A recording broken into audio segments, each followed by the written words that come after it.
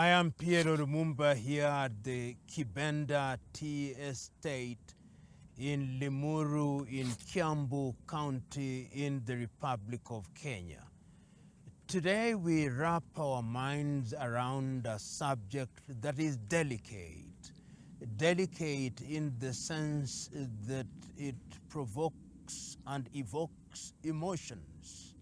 Terrorism. In the Horn of Africa, we have organizations such as Al-Shabaab.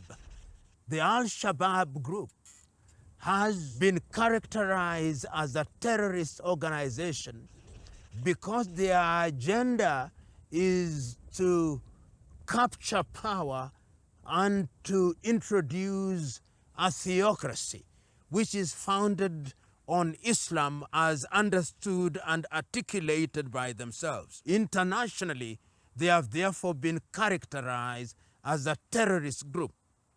And their activities have ensured that the Somali state as we know it has been under siege. That can be characterized as a terrorist group as defined by the classical definition of international organization.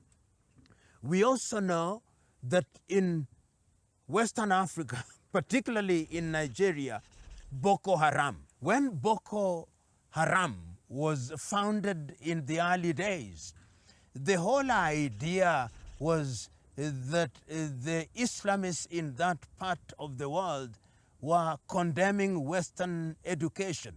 And Boko then means Western education was illegitimate, hence the word haram. Over the years, the character and the operations of Boko Haram have changed over time.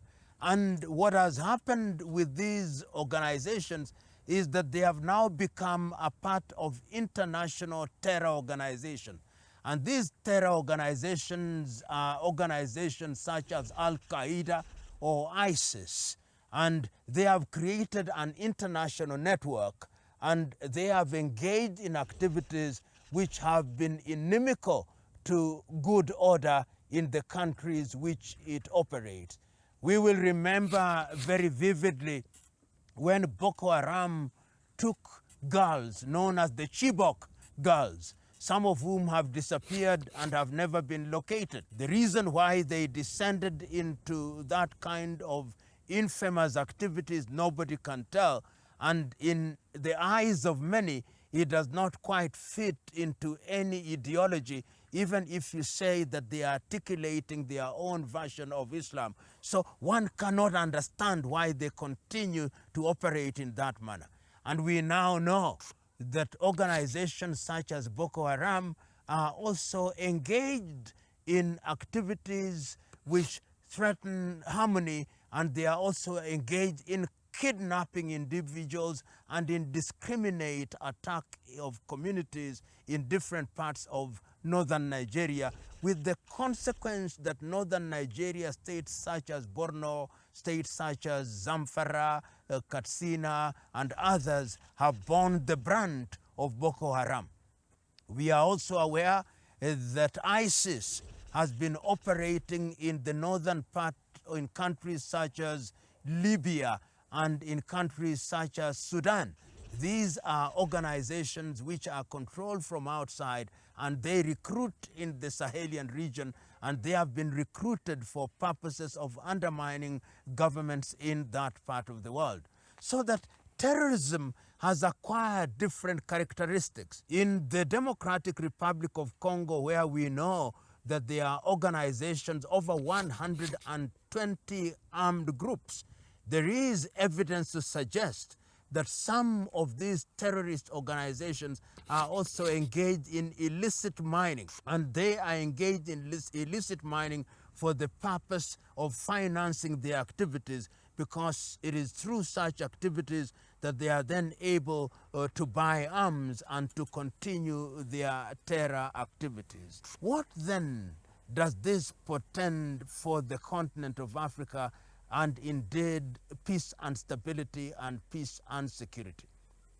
Number one, we must remember that terrorist organizations in many cases do not have discernible chain of command. And because they do not have discernible chain of command and they are non-state actors, it means that they engage in activities which cannot be addressed through conventional means. And they impact the society, as I've already indicated, in different areas. Let us take the impact of the activities of Al-Shabaab, for example, in Somalia.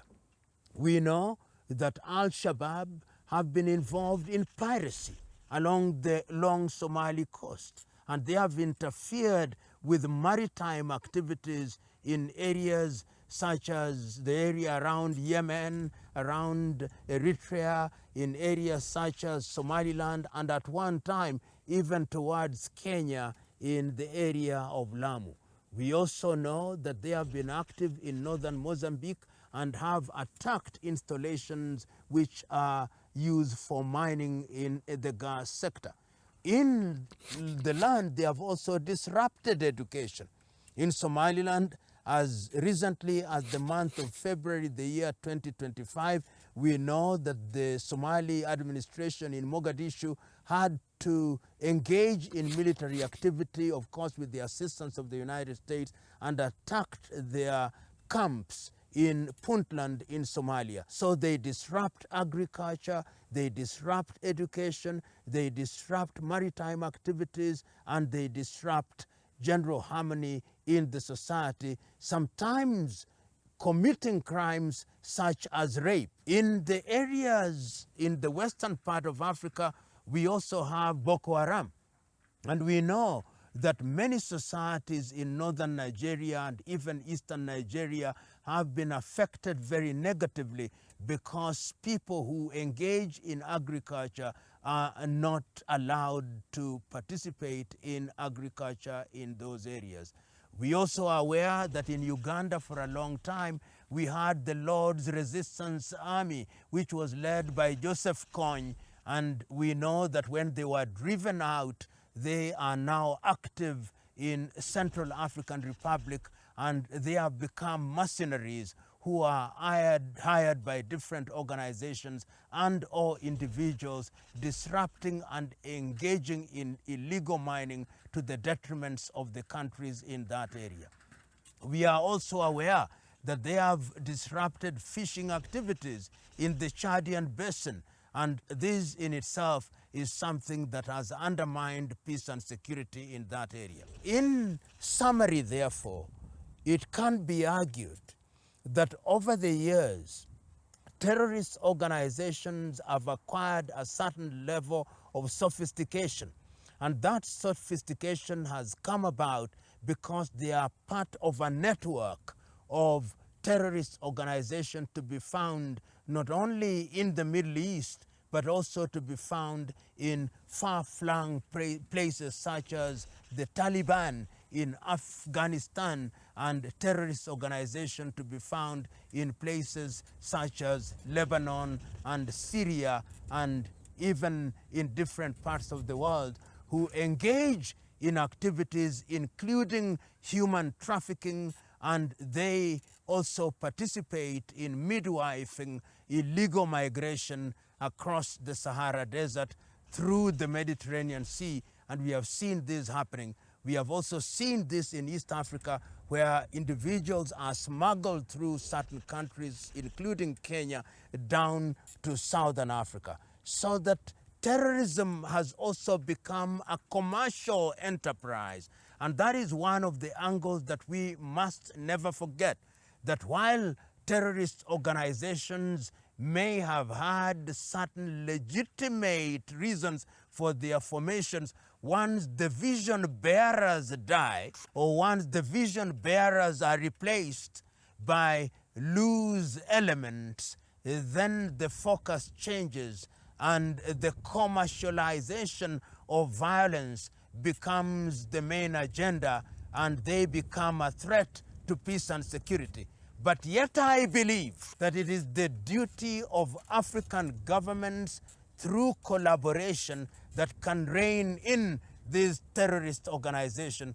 And I believe that when the African Union, for example, says that we have the decade of the silencing of the guns, which ends in the year 2030, one of the things will be to ensure that these terrorist organizations are denied the oxygen that they are using to breathe. And if I give the fish analogy, they are denied the water in which they swim. And if that happens, then we will be able to deal with them for what they are, criminal elements who ought to be eliminated for peace to reign for the good of the continent of Africa. But it is also important that governments identify legitimate grievances of certain elements or certain segments of the society so that they do not get into violence as the only means. It is therefore incumbent upon governments to hear every humble cry of every segment of the society so that they do not see violence and by extension terrorism as the only way of actualizing their declared and defined needs. Even as we talk about terrorism as if it were uniquely an African affair, we must always remember what we were warned about. And the person who warned us about this was Ghana's Kwame Nkrumah, when in his famous book, Neo-Colonialism, The Last Stage of Imperialism, he said that this is the most dangerous state, and the most dangerous state because the colonizing powers will use their surreptitious influence to finance terrorist organizations. In the Sahel, it has actually been alleged that some terrorist groups are financed by France for purposes of destabilizing the regimes, particularly the new administrations in Burkina Faso, in Niger, and in Mali. So the hand of the former colonizers is something that we must never ever forget, because the colonizers' interest is to ensure that certain parts remain unstable to enable them to exploit their resources. Remember, the neo-colonial project is alive and well, and as has been said by African commentators, the neo-colonizer does not change. They may shift their shape, but the agenda is one, and when they have mercenaries, they can use them. In the recent past, in the Democratic Republic of Congo, we saw some mercenaries. Who hired them?